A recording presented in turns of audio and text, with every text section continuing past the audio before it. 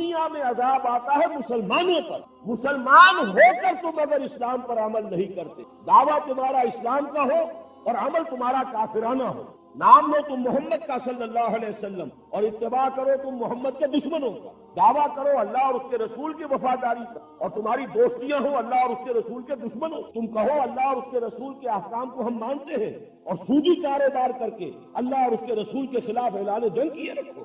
اصل عذاب دنیا میں مسلمانوں پر. تمہیداً میں عرض کر دوں کہ مسئلہ شفاعت ہمارے دین کے بہت مشکل مسائل میں سے، بلکہ آج جب میں غور کر رہا تھا تو میں اس نتیجے پر پہنچا کہ مشکل ہونے کے اعتبار سے یہ بالکل جبر و قدر کے مسئلے کے ہم پلہ ہے. جیسے جبر و قدر کا مسئلہ ہے، جسے عام طور پر عام فہم الفاظ میں ہم کہتے ہیں تقدیر کا مسئلہ وہ ہے کہ جس کے بارے میں اگر کوئی بحث کی جائے، گفتگو کی جائے تو الجھ جائے، سمجھ میں نہیں آئے. اگرچہ یہ کہ چونکہ اس پر ایمان لانا یہ ہم پر واجب کیا گیا ہے، ایمان لانے کے ہم مکلف ہیں. چنانچہ جو ایمانیات احادیث میں بیان ہوئے ہیں کہ جن پر ایمان لانا لازم ہے، حدیث جبرائیل میں جو الفاظ ہیں ان تؤمن بالقدر خیرہ وشرہ من اللہ تعالی، آپ نے فرمایا کہ ایمان کے تقاضوں میں سے یہ بھی ہے کہ تم قدر پر ایمان رکھو، تقدیر پر ایمان رکھو کہ اس کا خیر بھی اس کا شر بھی دونوں اللہ کی. لیکن یہ مسئلہ جو کہ ایمانیات کے ضمن میں اتنا اہمیت کا حامل ہے، واقعہ یہ ہے کہ اس کے بارے میں اگر کھود پرید کی جائے، گفتگو کی جائے، رد و قضا ہو، بحث و نزاع ہو تو یہ الجھ جائے گا اور حل نہیں. اگرچہ سمجھ میں آ جاتا ہے اگر انسان سمجھنا چاہے، اور یہ بھی میں اس لیے عرض کر رہا ہوں کہ جو چیز سمجھ میں نہ آ سکتی ہو اس پر ایمان کا واقعتاً یہ ہے کہ ہمارا مکلف ہونا پھر غیر منطقی ہو جائے گا. سمجھ میں تو آتا ہے لیکن بیان میں نہیں. ان دونوں چیزوں میں بڑا فرق ہے. ایک چیز سمجھ میں آتی لیکن بیان میں نہیں آ سکتی. بیان کرنے میں ہماری جو قوت بیانیہ ہے، ہماری جو زبان ہے، اس کی جو محدودیتیں ہیں، اس کی بنا پر وہ مسئلہ الجھ جائے. بہرحال آج کا میرا موضوع جو ہے وہ مسئلہ قدر نہیں ہے، لیکن میں صرف اس لیے عرض کر رہا ہوں کہ وہ مسئلہ کہ جس کے بارے میں حضور نے بہت سختی کے ساتھ منع فرمایا ہے کہ کوئی بحث و نزاع نہ کرو. ایک مرتبہ حضور تشریف لائے اپنے حجرے سے باہر اور آپ نے دیکھا کہ کچھ صحابہ وہ مسجد کے گوشے میں بیٹھے ہوئے کسی بحث میں، اور وہ بحث جو ہے وہ تقدیر سے متعلق. حضور نے جب یہ دیکھا تو آپ کا چہرہ غصے سے تمتما اٹھا اور آپ نے غضبناک الفاظ میں فرمایا الہذا بعثت ام لہذا امر یا ام لہذا امر، کیا مجھے اس چیز کا حکم دیا گیا تھا؟ کیا میں اس کام کے لیے مبعوث کیا گیا؟ یہ معاملات ایسے ہیں کہ جس کے بارے میں خاموشی ہے. بہرحال اسی طرح کا مسئلہ جو ہے یہ شفاعت کا مسئلہ بھی ہے.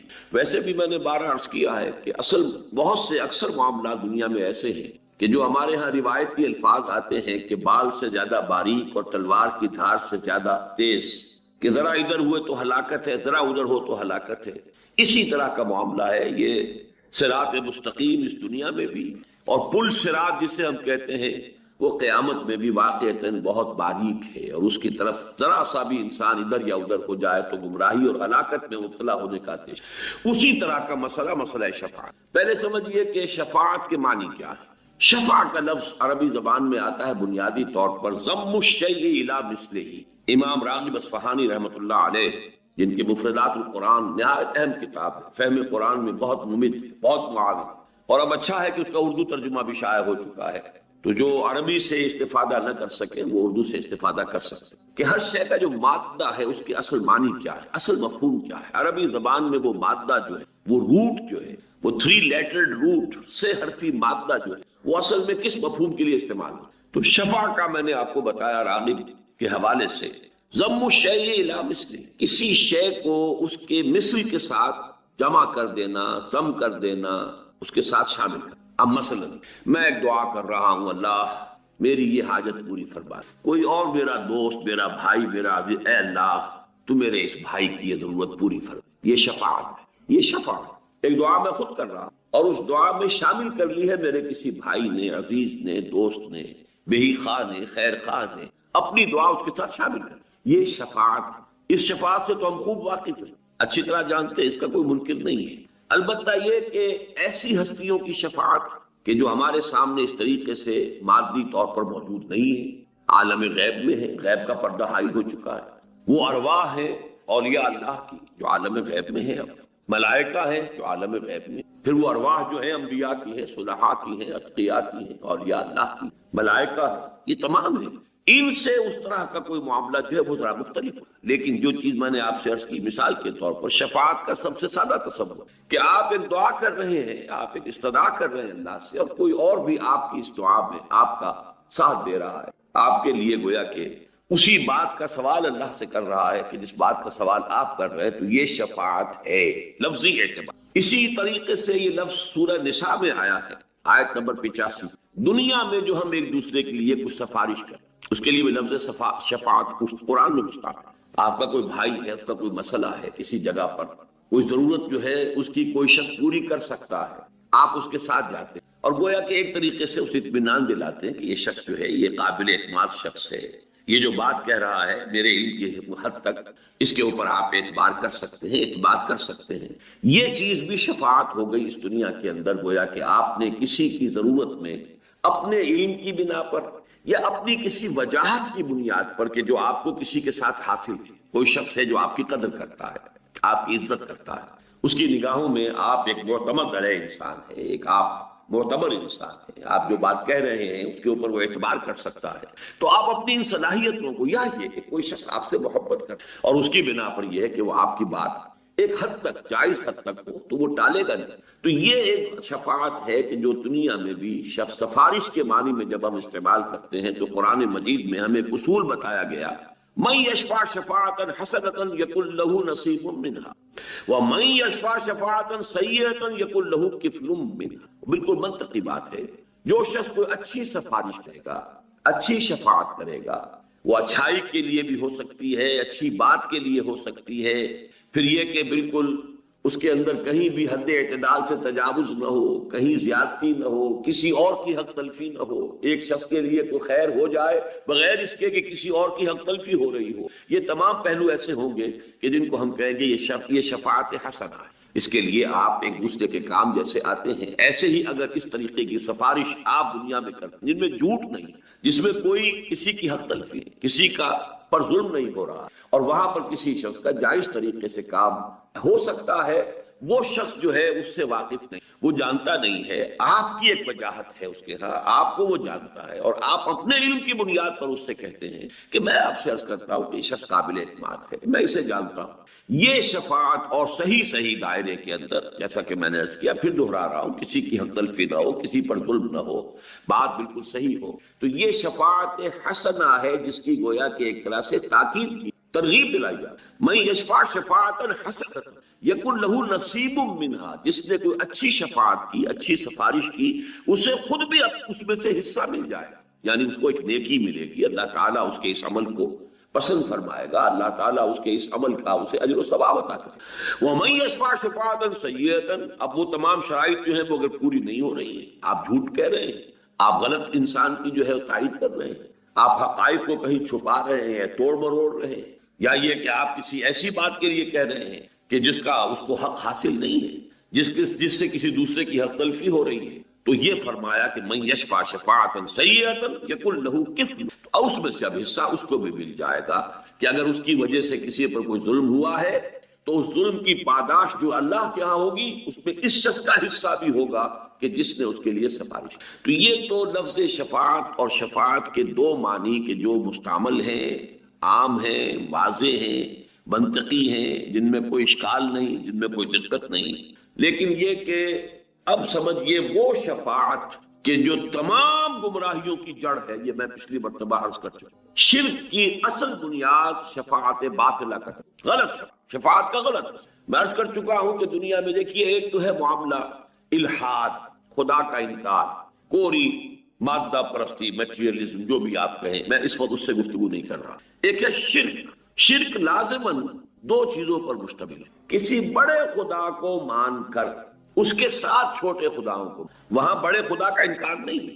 میں نے مثالیں بھی دی تھی، یاد ہوگا، اور بارہا یہ میرے دروس میں باتیں آ چکی ہیں. مشرق سے مغرب تک چلے جائیے، آپ کو ہر جگہ یہ تصور شرک کا ملے گا. مہادیو ایک، مہادیو تو ایک ہی ہوتا ہے، ایک ہی ہے. دیویاں اور دیوتا، کوئی آگ کی دیوی ہے اور کوئی پانی کا جل دیوتا ہے اور اگنی دیوی ہے، اور کوئی لکشمی بائی ہے، لکشمی دیوی ہے، وہ دولت کی ہے. وہ گنتے جائیے، وہ بے شمار.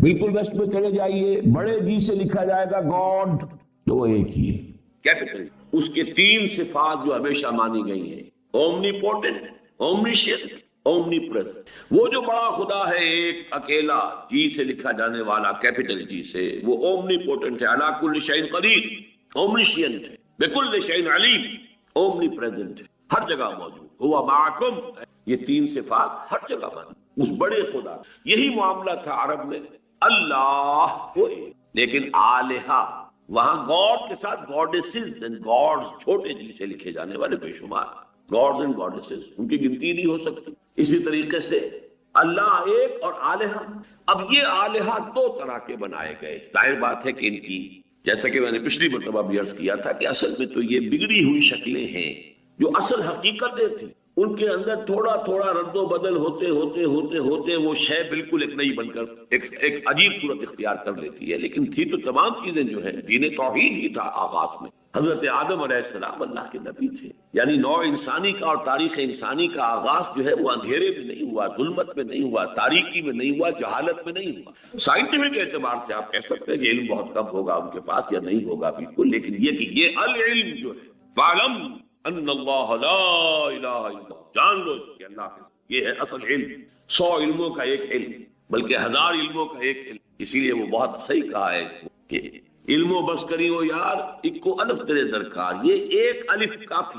یہ علم تو ہمیشہ سے تھا، لیکن اس کی بگڑی ہوئی شکلیں، اس سے نکلی ہیں کھاڑیاں، نکل کر انہوں نے شکلیں بدل لی۔ ایمان بالملائکہ جو ہمارے ہاں ایمان کے اجزاء لا ينفک میں ہے، اس کی بگڑی ہوئی شکل ہے جو یہ دیوتاؤں کی بنائی گئی ہے، کوئی پہاڑوں کا دیوتا ہے، کوئی فلاں کا دیوتا، ملائکہ یا وسیع اور اس کائنات جس کا کہ ابھی تک ہمیں کچھ پتہ نہیں ہے، اس کے سائز کا کوئی تصور آج بھی نہیں ہے انسان کو، قطعاً پتہ نہیں کہاں شروع ہوتی ہے کہاں ختم ہوتی ہے۔ اس کائنات میں ایک حکومت ہے باقاعدہ، اس کی ایک بیوروکریسی کہہ لیجئے، اس کے کارندے ہیں، ان کے سول سرونٹس ہیں، وہ ملائکہ ہیں، اللہ کے احکام کی تنفیذ کر رہے ہیں۔ بس قرآن نے جو واضح کیا، جو حقیقت واضح رہنی چاہیے وہ یہ کہ انہیں اختیار کوئی نہ، یفعلون ما یؤمرون، جو حکم ملتا ہے ان میں کوئی اختیار، اگر ذرا سا بھی یہاں سے پاؤں پھسلا ان کے لیے بھی کسی درجے میں اختیار کا تصور آ گیا، اب وہ گویا کہ نائبین بن گئے اللہ۔ اور نائب جو ہے ظاہر بات ہے کہ اسے کچھ نہ کچھ اختیار دیا جاتا ہے، تو جب اختیار دیا جاتا ہے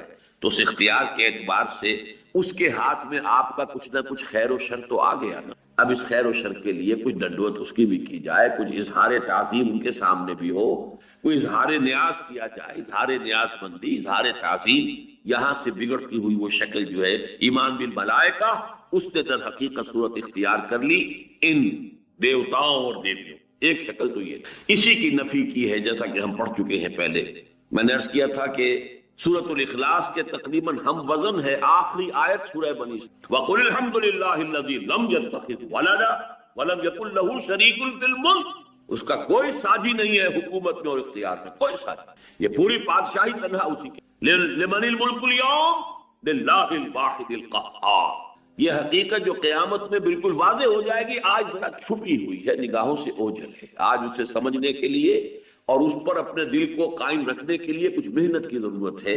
قیامت کے دن یہ حقیقت سامنے ہو آئے گی، لمن الملک اليوم للہ الواحد القہار، کس کے لیے بات؟ صرف اس اللہ کے لیے جو اکیلا ہے، تنہا ہے، قہار ہے، چھایا ہوا ہے، قاہر ہے، اس کے قبضہ قدرت سے کوئی شے باہر۔ تو اللہ کے ساتھ کوئی ملک میں ساتھی، لم یکن لہ شریک فی الملک۔ اچھا، دوسرا تصور جو پیدا ہوا وہ اس اعتبار سے پیدا ہوا کہ انسان نے اللہ کو بھی کچھ نہ کچھ اپنے اوپر قیاس کیا، اور یہ انسان کی مجبوری ہے۔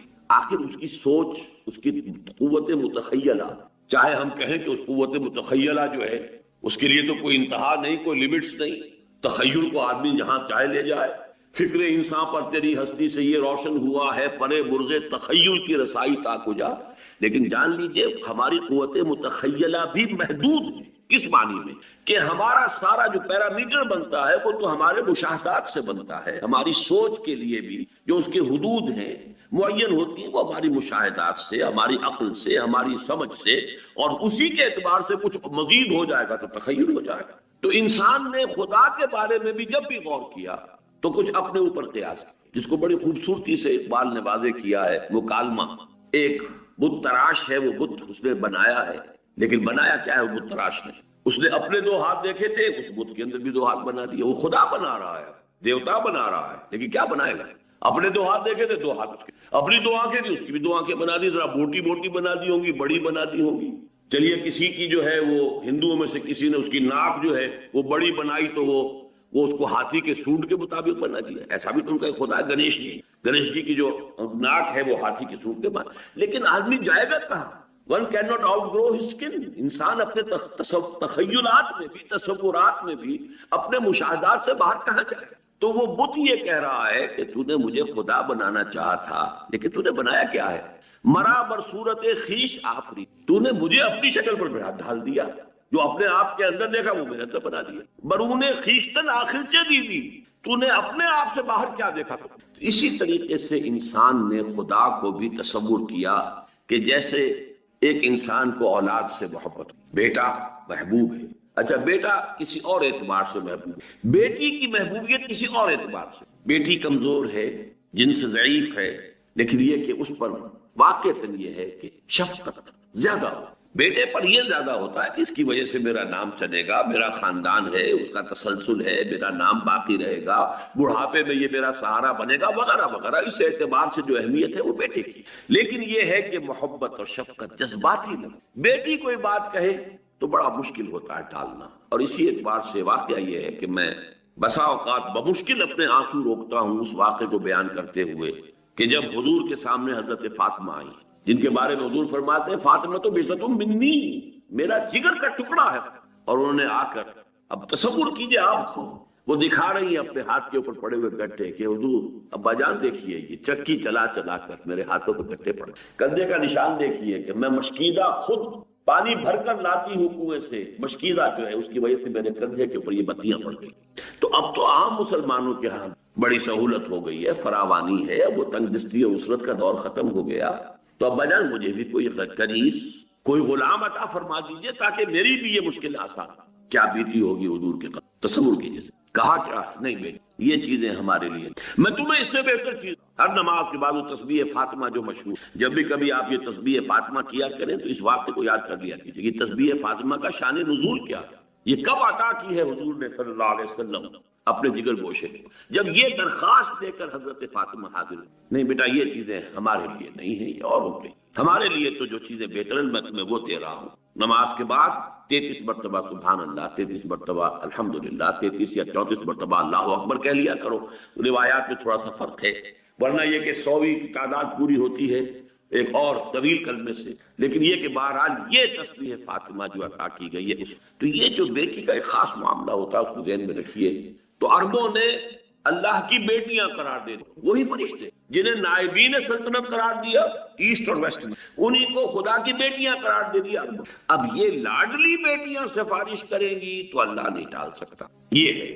اسی طریقے سے اللہ کے کچھ دوست بھی تو ہیں، اولیاء ہیں، آخر وہ دوستی جو ہے وہ بھی تو کوئی بنیاد ہے، دوست سفارش کرے گا تو دوست کیسے ٹال دے؟ یہ دوسرا تصور تھا کہ جس کے تحت سفارش کا تصور جو ہے اس مذہب کے پورے ڈھانچے کے اندر، اس کے پورے سانچے کے اندر داخل ہوا۔ توحید ہی سے یہ شاخیں نکلی ہیں، جیسا کہ میں آپ کو بتا چکا ہوں کہ تلبیہ بھی کون سا تھا؟ لبیک اللہم لبیک، لبیک لا شریک لک لبیک الا شریکا تملکہ وما ملک۔ اے اللہ میں حاضر ہوں تیرے سوا کوئی شریک نہیں، اے اللہ میں حاضر ہوں تیرا کوئی شریک نہیں سوائے اس شریک کے جس کا تو ہی مالک ہے، اور جو کچھ اس کے ہاتھ میں اختیار ہے وہ بھی در حقیقت تیرا ہی دیا ہوگا۔ تو توحید کے دریا سے ایک کھاڑی شرک کی نکلی، اور پھر اپنے دل کو مطمئن کرنے کے لیے پھر اسے توحید میں شامل کر دیا۔ بیچ میں جو شے نکال لی ہے تھوڑی سی یہ شرک کہ لبیک اللہم لبیک، لبیک لا شریک لک لبیک الا شریکا تملکہ وما ملک، اللہ سے ایک شریک تو ہے تیرا، کچھ شریک ہے تیرے، لیکن پھر واپس آ گئے توحید کہ وہ خود بھی تیرے مملوک ہے، اور جو کچھ اختیار اس کے پاس ہے وہ بھی تیرا ہی عطا کردہ ہے، تیرا ہی ملکیت تو حقیقی ہے۔ تو گویا کہ توحید سے شروع ہو کر پھر توحید پر بیچ میں وہ جو ایک خم نکال لیا ہے، ایک کجی نکال لی ہے، ایک ٹیڑھ پیدا کر لی ہے، جیسے کہ آیت الکرسی کے بعد آتا ہے کہ لا اکراہ فی الدین قد تبین الرشد من الغی، وہ غی جو آتی ہے بس وہ ہے کہ جس نے سارا فساد، اور نتیجہ کیا ہوتا ہے؟ یہ سفارشی جو ہمارے ہیں چونکہ اللہ کے لاڈلے ہیں، اسی لیے دیکھیے سورہ بنی اسرائیل کی آخری آیت میں کیا فرمایا؟ لم یکن لہ شریک فی الملک ولم یکن لہ ولی من الذل، اس کا کوئی ولی اور دوست کسی کمزوری کی وجہ سے نہیں. اس میں نفی کی ہے. اللہ کا ولی تو ہے لیکن تمہارا دوست ہوتا ہے، تم دوستیاں نبھاتے ہو، دوستیاں پالتے ہو. کیوں؟ کہ کسی وقت پر کام آئے. اور جب میرے وقت پر کام آئے گا، میری کسی مشکل میں میرا ساتھ دے گا، تو آج اس کی بات میں کیسے ٹال سکتا. یہ ہے وہ پورا کا پورا فلسفہ جو ہم اپنے اوپر قیاس کریں تو ہمارے معمولات میں شامل ہے. کسی وقت ہوتا ہے کہ دوست ایک بات کہہ رہا ہے، آپ کا ایک دوست ہے، آپ کا ایک جگری جو ہے، کوئی رفیق ہے، وہ آپ سے بات کہہ رہا ہے، آپ یہ بھی سمجھ رہے ہیں کہ بات صحیح نہیں ہے، یہ کام مجھے نہیں کرنا ہے، یہ غلط، لیکن اب اس کا دباؤ ہے اس لیے کہ وہ آپ کا دوست ہے، آپ کا محبوب ہے.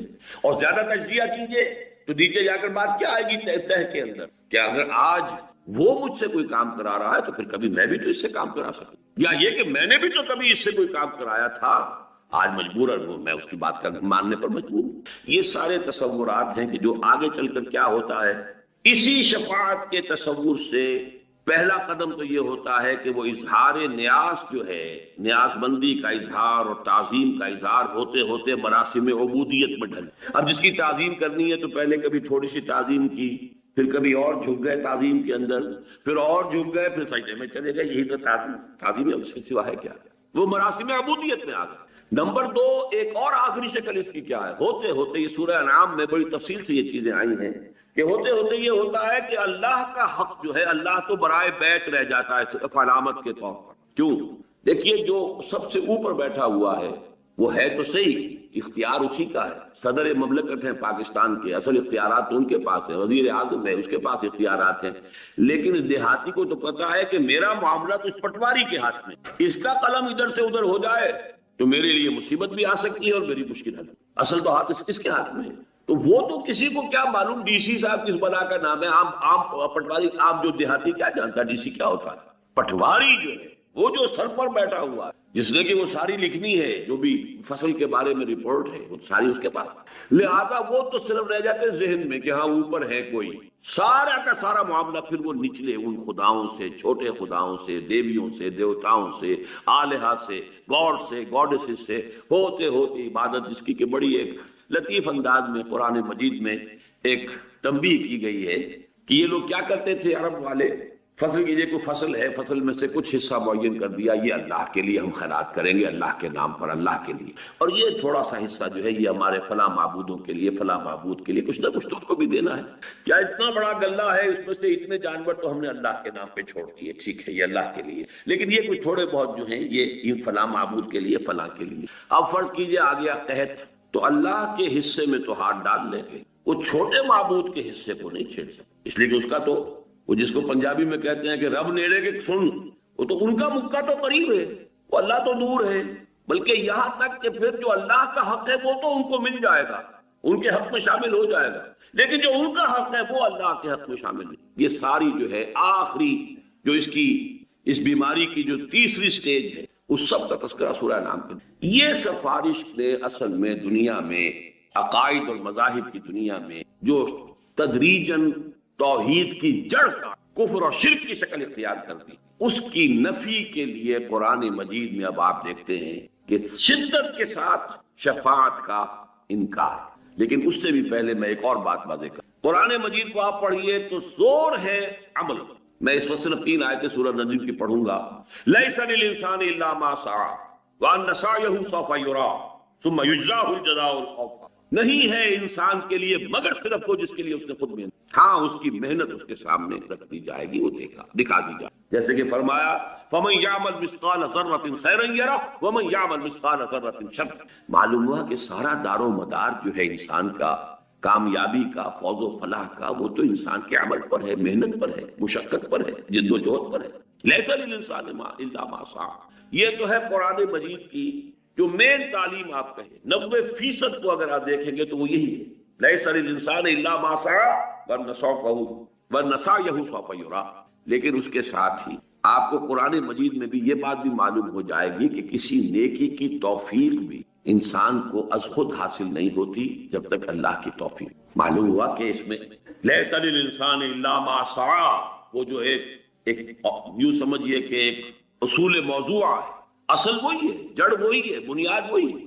لیکن وما تشاءون الا ان یشاء اللہ، تمہارے اندر یہ ارادہ کا پیدا ہونا، تمہارے اندر اس جذبے کا ابھرنا، تمہارے اندر خیر کا داعیہ بیدار ہونا، تمہارے اندر اچھے جذبات کا نشو و نما پانا، یہ بھی تو اللہ کی توفیق سے۔ نمبر 2، حضور کی حدیث اب آپ کو سنا رہا ہوں، کوئی شخص جنت میں محض اپنے عمل پر نہیں جا سکتا۔ اور یہ ایسا کیٹیگوریکل سٹیٹمنٹ تھا کہ میں یہ کہا کرتا ہوں، آپ نے بارہا سنا ہوگا میری زبان سے، کہ بڑی ہمت اور جرت سے کام لیا کسی صحابی نے جو حضور سے پوچھ لیا کہ کیا حضور آپ بھی؟ کوئی انسان جنت میں محض اپنے بل سے، اپنے عمل کی بنیاد پر داخل نہیں ہو سکتا۔ حضور کیا آپ بھی؟ فرمایا ہاں میں بھی، الا ان یتغمدنی ربی برحمتہ، جب تک میرا رب اپنی رحمت سے مجھے ڈھانپ نہ لے، اپنی رحمت کے سائے میں نہ لے میں بھی جنت میں۔ اب ان دو انتہاؤں کو آپ نے دیکھ لیا، اس کا نتیجہ میں بعد میں نکالوں گا، نتیجہ کیا ہے، لیکن میں اسی کے حوالے سے شفاعت کا مسئلہ حل کروں۔ قرآن مجید ایک طرف تو ان آیات کو آپ دیکھیے، اپنے ذہن میں رکھیے کہ جس میں کیٹیگوریکل ڈینائل ہے، ایبسولوٹ کیٹیگوریکل ڈینائل، کوئی شفاعت قیامت میں قرآن مجید میں آیا۔ چنانچہ کفار و مشرکین کی بات تو چھوڑ دیجئے، وہ تو بار بار قرآن میں آیا ہے، بار بار آیا ہے۔ ان کا جو تصور تھا شفاعت باطلہ کا تھا، اس کی نفی تو کی گئی ہے ہر جگہ پر۔ اب میں یہاں مسلمانوں سے جو بات کہی گئی ہے وہ بتا رہا ہوں۔ ایک سابقہ امت مسلمہ، یہ الفاظ جو ہیں یہ میں نے ہی عام کیے ہیں کہ سابقہ امت مسلمہ بھی ایک تھی اور ابھی تک موجود ہے ان ایگزائل، جیسے کہیں کا کوئی بادشاہ ہو اور وہ کہیں جلا وطن ہوا ہو، لیکن موجود تو ہے سابقہ امت مسلمہ یہود۔ اور بعض اعتبارات سے آپ اپنے آپ سے اگر تقابل کریں گے تو ان کا پلڑا بہت بھاری ملے گا۔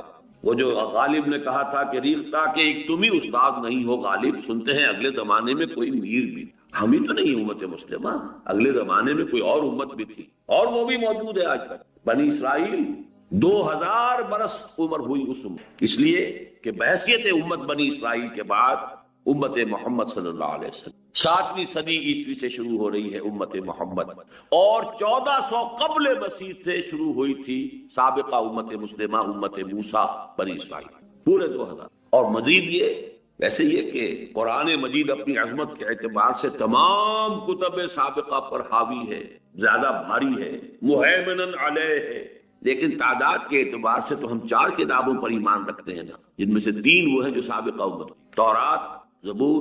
نمبر 3، 1400 برس، اور اس کو خاص طور پہ اس لیے میں نوٹ کرایا کرتا ہوں کہ 1400 برس آج ہماری عمر ہوئی ہے امت مسلمہ کی 1400 برس، 15ویں صدی شروع ہوئی ہے ہجری، 17واں سال ہے۔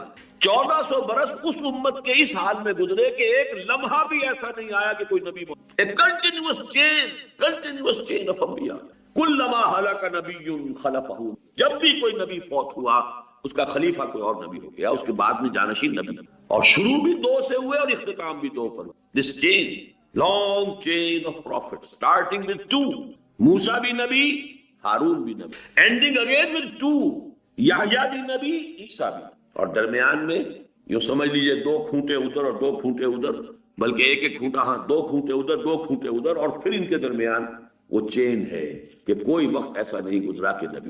اس امت کا جو خطاب اس سے براہ راست قرآن میں ہوا ہے وہ 10 رکوع سورہ بقرہ کے اہم ترین ہیں، 5ویں سے شروع ہو کر اور 14ویں کے اختتام پر، بلکہ 15ویں کے شروع۔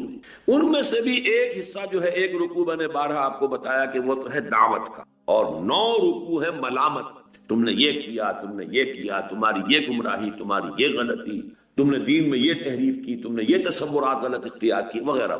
ایک بہت ہی لمبا یوں سمجھیے لمبی فرد قرارداد جرم، فرد جرم، دونوں میں شروع میں اور آخر میں آپ کو جو آیت ملتی ہے وہ نوٹ کیجئے، وَاتَّقُوا يَوْمًا لَا تَجْزِي نَفْسٌ عَن نَفْسٍ شَيْئًا وَلَا يُقْبَلُ مِنْهَا شَفَاعَةٌ وَلَا يُؤْخَذُ مِنْهَا عَدْلٌ وَلَا هُمْ يُنصَرُونَ۔ 4 چیزوں کی کیٹیگوریکل نفی، ڈرو اس دن سے جس دن کوئی جان کسی جان کی دوسری جان کے کام نہیں، کوئی شفاعت قبول، کوئی فدیہ نہیں قبول کی، کوئی کسی طرف سے نصرت اور مدد نہیں۔ اب یہ ہے یوم آخر کا تصور، قیامت کے دن کا تصور۔ وَاتَّقُوا يَوْمًا لَا تَجْزِي نَفْسٌ عَن نَفْسٍ شَيْئًا وَلَا يُقْبَلُ مِنْهَا شَفَاعَةٌ وَلَا يُؤْخَذُ مِنْهَا عَدْلٌ وَلَا هُمْ يُنصَرُونَ۔ یہ تو ہے آیت نمبر 48، 6 رکوع کی آیت نمبر 2، اور آیت نمبر 123 15ویں رکوع کی آیت نمبر 2، پھر وہی 4 چیزیں، ایک لفظ فرق کا فرق ڈال دیا ادھر سے ادھر، آخر بھی وہی، شروع بھی وہی، درمیان کی 2 چیزیں جو تھی ان میں سے اس کی پوزیشن صرف بدل دی۔ وَاتَّقُوا يَوْمًا لَا تَجْزِي نَفْسٌ عَن نَفْسٍ شَيْئًا وَلَا يُقْبَلُ مِنْهَا عَدْلٌ، اب یہاں عدل پہلے آ گیا، ولا تنفعها شفاعت، اور کوئی شفاعت اسے فائدہ نہیں، ولا هم ينصرون، اور نہ ان کی مدد۔ بتائیے کہیں کوئی کسر رہ گئی؟ معلوم ہو اپنا عمل ہوگا۔ لیس للانسان الا ما سعى وان سعيه يرى، یہ اسی کی شرح۔ واتقوا يوما لا تجزي نفس عن نفس شيئا ولا يقبل منها شفاعة ولا يؤخذ منها عدل ولا هم ينصرون۔ واتقوا يوما لا تجزي نفس عن نفس شيئا ولا يقبل منها عدل ولا تنفعها شفاعة ولا هم ينصرون۔ اور اب امت مسلمہ کا دیکھ لیجیے، موجودہ امت مسلمہ، اسی آیت الکرسی سے پہلی آیت کیا ہے؟ اگلے اتوار کو انشاءاللہ میں اسی کا درس دوں گا۔ وہ پہلی آیت اس آیت الکرسی سے ایک آیت پہلے اور آیت الکرسی سے دو آیتیں بعد میں، اس پر انشاءاللہ ہمارا اگلا درس۔ یا ایھا الذین آمنوا انفقوا مما رزقناکم من قبل ان یاتی یوم لا بیع فیہ ولا خلۃ ولا شفاعۃ والکافرون هم الظالمون۔ اے ایمان کے دعوے دارو، خرچ کرو، لگا دو، کھپا دو ان سب چیزوں میں سے جو اللہ نے، اس سے پہلے کہ وہ دن آ جائے جس دن نہ کوئی لین دین ہوگا، نہ کوئی سفارش اور شفاعت ہو، نہ کوئی دوستی، والکافرون هم الظالمون، اور کفر کرنے والے ہی ظالم شو۔ یہ میں نے آپ کو 3 مثالیں دی ہے کیٹیگوریکل ڈینائل کی، کہ کوئی شفاعت، تاکہ ایک دفعہ تو جڑ کٹ جائے، بات جو ہے بنیادی طور پر مستحکم جائے، اس کے بعد اللہ بھی ہے۔ یہ دوسرا اسلوب ہے قرآن میں پھر کہاں سے بلڈ کر رہا ہوں اپنا تھیسس نوٹ کر کے، جہاں ایک طرف یہ ہے کہ اپنے ہی عمل سے تمہیں نجات ملتی، لیس للانسان الا ما سعى وان سعيه سوف يرى، لیکن ساتھ ہی یہ بھی کہ میں اپنے عمل پر کوئی گھمنڈ نہ ہو، اپنے عمل پر تکیہ اور بھروسہ نہ کر بیٹھتا۔ دو پہلو ذہن میں ہمیشہ رہے، ایک یہ کہ اگر کسی خیر کی توفیق ملی ہے تو وہ بھی اللہ ہی، اسی کے لیے الحمدللہ الذی ہدانا لہذا وما کنا لنہتدی لولا ان، اور دوسرے یہ کہ محض اپنے عمل پر کبھی تکیہ نہ کر، جو کوتاہیاں لاکھوں ہو رہی ہوتی جس کا تمہیں اندازہ بھی نہیں، تم ان کو جانتے بھی نہیں، نہ معلوم وہ کتنے انبار جمع ہو رہے ہیں، وہ جو گناہ کبیرہ ہیں ان کے کتنے تم نے انبار جمع کر لیے، ان کا وزن کتنا ہو جائے۔ لہذا رحمت خداوندی کے بغیر نہ سمجھنا کہ رستگاری ہو، کوئی انسان محض اپنے عمل سے جنت میں داخل نہیں سکتا، یہاں تک کہ حضور اپنے بارے میں فرما رہے ہیں میں بھی جنت میں داخل نہیں ہو سکوں گا الا یتغمدنی ربی برحمتہ، مگر یہ کہ اللہ میرا رب مجھے اپنی رحمت کے تہ سائے میں لے لے۔ ہاں اسی طرح شفاعت، ولا شفاعت ولا تنفعها شفاعت لا يقبل منها شفاعت، یہ ساری جو ہے کیٹیگوریکل نفی ہے۔ اب میں 8 مقامات گنوا دیتا ہوں کہ جس کے اندر ایک الا بھی ہے کہ نہیں کچھ ہے، شفاعت ہے۔ اسی لیے میں نے عرض کیا تھا کہ مشکل معاملہ ہے، جیسے تقدیر کا معاملہ ویسے مشکل ہے۔ آیت الکرسی خود جو ہے لیجیے تو اس میں موجود ہے، من ذا الذی یشفع عندہ الا بہ، ہے کہ نہیں؟ آغاز کتنا پر جلال، پر ہے، من ذا الذی، کون ہے وہ؟ کانپ جائے گا، بڑے سے بڑا ولی کانپ جائے گا، انبیاء کانپے جب اللہ فرمائے من ذا الذی، کون ہے وہ؟ کون اپنی یہ ذاتی حیثیت سمجھتا ہے؟ کون سمجھتا ہے کہ مجھ پر اس کا کوئی اختیار ہے؟ کون ہے جو سمجھتا ہے کہ وہ کوئی زور میرے خلاف استعمال کر سکتا؟ کون ہے وہ؟ من ذا الذی یشفع، کون ہے وہ جو شفاعت کر سکے گا اس کے سامنے؟ الا بہ، ہاں الا، سوائے اس کی اجازت۔ معلومہ اسی کیٹیگوریکل انداز میں جیسا کہ پچھلی آیت میں تھا ولا شفاعت، اس کی مزید جو ہے اس کو مزید فورٹیفائی کیا ہے، مزید مضبوط کیا ہے، من ذا الذی یشفع عندہ الا بہ، لیکن الا بہ۔ سورہ انبیاء میں فرمایا ولا یشفعون الا لمن ارتضی، وہ شفاعت نہیں کر سکیں گے مگر جن کے لیے اللہ راضی۔ اب یہ اللہ گنوا رہا ہوں میں آپ، ما من شفیع الا من بعد اذنہ، سورہ یونس علیہ الصلوۃ والسلام، کوئی نہیں ہے سفارش کرنے والا سوائے اس کی اذن، لا یملکون الشفاعۃ الا من اتخذ عند الرحمن عہدا، سورہ مریم، یومئذ لا تنفع الشفاعۃ الا من اذن له الرحمن، سورہ طٰہٰ، اس روز کوئی شفاعت نہیں کرے گا سوائے اس کے کہ جس کو رحمان کی جانب سے اجازت مرحمت ہو، ولا تنفع الشفاعۃ عنده الا لمن اذن له، سورہ سبا، اس کی جناب میں کوئی سفارش کام نہیں آ سکے گی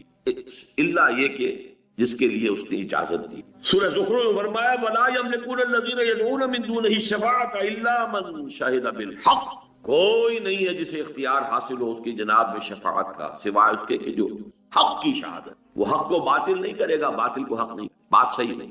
سورہ نجم میں فرمایا جس میں وہ الفاظ آئے ہیں لیس للانسان الا ما سعى وان سعيه سوف يرى، اسی میں یہ الفاظ ہیں وَكَمْ مِن مَلَكٍ فِي السَّمَاوَاتِ لَا تُغْنِي شَفَاعَتُهُمْ شَيْئًا إِلَّا مِن بَعْدِ أَن يَأْذَنَ اللَّهُ لِمَن يَشَاءُ وَيَرْضَىٰ، کتنے ہی فرشتے ہیں آسمانوں کے اندر، لیکن ان کی شفاعت کسی کو فائدہ نہیں پہنچا سکتی مگر اس کے بعد کہ اللہ تعالیٰ اجازت دے۔ اور یہاں تو بات کو دو طرف کرتی، اذن بھی دے، جو شفاعت کر رہا ہے اس کو اذن، جس کے لیے شفاعت کی جانی ہے اس کے لیے بھی منظوری۔ یہاں شرطیں دو طرف، من بعد ان یاذن اللہ لمن یشاء، اللہ اجازت دے۔ یہ ہے اب دو چیزوں کے درمیان معاملہ آ رہا ہے، وہی بال سے زیادہ باریک اور تلوار کی دھار سے زیادہ تیز۔ ادھر ہوتے ہیں تو شرک، ادھر ہوتے ہیں سرے سے انکار کر دے، چنانچہ ہمارے ہاں ہے یہ انتہائی موجود ہے۔ خوارج نے سرے سے کوئی شک، وہ انتہائی شدید تھے اپنے ان معاملات کے، ان کی شدت کا ایک مظہر یہ بھی تو ہے نا کہ جو گناہ کبیرہ کا مرتکب ہے وہ کافر ہو گیا، کافر ہو گیا تو گویا کہ مرتد ہے، مرتد ہے تو وہ واجب القتل، وہ تو پھر چونکہ ایک فشت اول چونے حد معمار کج تاثریہ بھی ربط دیوار کج، گناہ کبیرہ کا مرتکب کافر ہو گیا، وہ پہلے مسلمان تھا، اس کی جان مال آبرو محفوظ تھی مسلمان معاشرے کے اندر، آپ کوئی دسترازی نہیں کر سکتے تھے، نہ اس کے مال پر، نہ اس کی جان پر، نہ اس کی عزت پر، حرمت پر، کچھ بھی نہیں محفوظ۔ لیکن جب مرتد ہو گیا تو اب اس کا خون بھی مباح ہے، قتل کر سکتے ہو، اس کا مال بھی مباح ہے، سارا کا سارا مال تم جو ہے لے سکتے، اس کی بیوی بھی وہ بھی حلال ہو گئی تمہارے اوپر، اسے اپنی کنیز بنا سکتے۔ اور یہ بھی جان لیجئے کہ انتہائی نیک لوگ تھے، بڑے عابد لوگ، ظاہر ہے جن کا معیار یہ ہو کہ جو گناہ کبیرہ کرے وہ مرتد ہے، مرتد واجب القتل ہے، مباح الدم ہے، اس کا مال بھی، اس کی حرمت، اس کی ہر چیز جو ہے آپ کے لیے حلال ہو گئی، وہ اگر ایسے لوگ کہیں رہ رہے ہو تو وہ خود کتنے نیک ہوں گے۔ تو نیکی اپنی جگہ پر ہے، اور اعتدال اور توازن، یہاں میں توازن کی بات کر رہا ہوں، اعتدال کی بات کر رہا ہوں، بال سے زیادہ باریک اور تلوار کی دھار سے زیادہ تیز راستے کی بات کر، توازن ہی تو اصل شے ہے۔ خوارج سرے سے منکر، کوئی شفاعت کسی طرح کی، لیکن اس سے آگے کا ایک درجہ ہے معتدلہ کا، کچھ ڈھیلے ہیں، بعض شفاعتوں کے وہ قائل ہیں، وہ میں تفصیل سے آپ کو بتاؤں گا، لیکن یہ کہ اکثر و بیشتر ان کا موقف بھی وہی ہے کہ جو عقل کا موقف ہے، عقل کا موقف تو یہی ہوگا جب اللہ نے انسان کو اختیار دیا، اسے دنیا میں دارالامتحان دنیا کو بنا کر اس میں بھیجا، اب وہ اپنے اختیار کو استعمال کرتے ہوئے یا یہ راستہ اختیار کرتا یا یہ راستہ اختیار کرتا، اما شاکرا و اما کفورا، چاہو تو یہ شکر کا راستہ اختیار کرے، چاہے کفران نعمت کا راستہ اختیار کرے، ومن شاء فلیؤمن ومن شاء فلیکفر، جو چاہے وہ ایمان لائے، جو چاہے کفر کرے، جس کا ارادہ ہو اور رات کو تہجد پڑھے، جس کا ارادہ ہو اور رات کو جا کے کہیں رقم لگائے کرے۔ اب اگر اس کے اعمال میں کوئی اور شے آ جائے، دیجیے اس کو بخش دیجیے، تو یہ تو پھر عقل کے خلاف بات ہوئی، پورا فلسفہ جو ہے وہ تو پھر دھڑام سے زمین پر آ جائے، جیسے جبر و قدر کا مسئلہ، اگر انسان مجبور محض ہے تو پھر حساب پھر جزا و سزا کے کیا مانی؟ یہ تو بالکل بات صحیح ہے۔ آپ کا پورا فلسفہ یہ ہے کہ انسان کو ہم نے ایک صلاحیت دی ہے، ایک مہلت عمر دی ہے، یہ مہلت امتحان ہے، یہ دنیا جو ہے دارالامتحان ہے، اس کو ہم نے صلاحیتیں دی ہیں، اختیار، ادھر جاؤ یا ادھر جاؤ، اب نتیجہ نکلنا چاہیے اس کے اپنے اختیار پر، اپنے چوائس پر، اپنے عمل پر، اپنی یہ عقل۔ لہذا معتزلہ کہ جو ریشنلسٹ ہے، اس امت کے سب سے پہلے ریشنلسٹ، عقل کو برتر تسلیم کرنے اور نقل کو اس کے تابع کرنے، یہ عقل و نقل کی ایک بڑی طویل کشمکش ہے جو ہمارے یہاں چلی، اور نقل سے مراد وہ نقل نہیں جو امتحان میں ماری جاتی ہے کہیں، وہ آپ سمجھ میں رکھ دیر میں لے آئیں۔ نقل سے مراد کیا ہے کہ ایک قرآن ہے جو منقول ہے، نقل ہوا ہے، منتقل ہوا ہے اللہ سے محمد کو فرشتے کے ذریعے، یہ نقل، یہ محمد کے عقل کی پیداوار نہیں ہے، معاذ اللہ ثم معاذ، یہ تو منقول ہوا ہے۔ پھر حضور سے یہ منقول ہوا صحابہ کرام کو پہنچ کے، صحابہ کرام سے منقول ہوا اور تابعین کے نقل ہوا، منتقل ہوا، منتقل کا لفظ آپ کے لیے زیادہ سہولت والا ہو جائے، لیکن بنا تو نقل سے نا، اس کا مادہ تو نقل ہے۔ اب ایک طرف نقل ہے وہ چیز جو آ رہی ہے، قرآن ہے، حدیث بھی نقل ہے، حدیث حضور کی وہ بات ہے کہ جو صحابہ نے دیکھی یا سنی اور اس کو منتقل کر دیا تابعین تک، تابعین نے پھر منتقل کر دیا وہ تبع تابعین تک، تو ایک ہے نقل اور ایک ہے عقل، آپ کی لاجک ہے، آپ کا انٹلیکٹ ہے، آپ کی سوچ بچار ہے، اس کے کچھ اصول ہیں، ان اصولوں کے اوپر آپ پرکھتے ہیں۔ تو تمام مذاہب کی تاریخ میں یہ عقل و نقل کی کشمکش اور کشاکش جو ہے یہ ایک بہت اہم باب ہے تمام مذاہب، جس کے نتیجے میں علم الکلام پیدا ہوا، چاہے وہ عیسائیوں کا علم الکلام ہے یا یہودیوں کا علم الکلام ہے یا مسلمانوں کا علم الکلام ہے۔ علم الکلام نام ہی اس کا ہے کہ عقل اور نقل میں کوئی ربط پیدا کیا جائے، کوئی ان کے درمیان ایسی شکل پیدا ہو جائے کہ تضادات رفع ہو جائیں۔